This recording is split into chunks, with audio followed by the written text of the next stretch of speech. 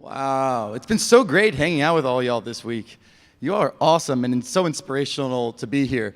I got to attend my first summit on staff last year, and it was so awesome, and it was an honor to introduce our economic development focus area to you last year.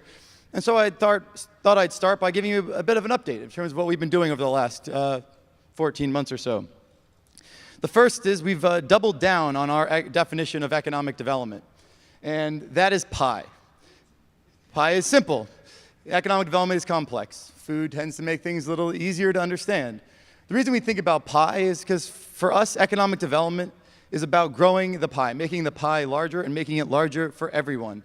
And if we've done our jobs right, it's about making those who have the slice for those who have the smallest slice, so think about those with barriers to employment, like formerly incarcerated or disabilities, that they're seeing the most growth in the size of their slice.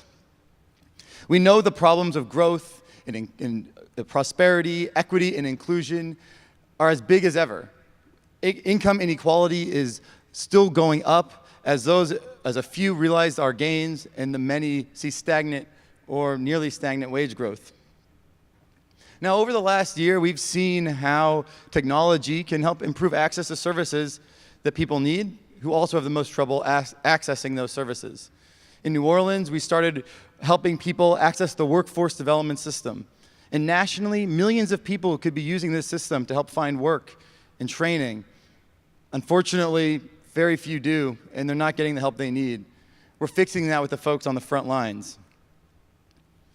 Now, we've also continued to build out our small business work, supporting entrepreneurs and small business owners. We manage the Startup in a Day community of practice with the National League of Cities and U.S. Small Business Administration.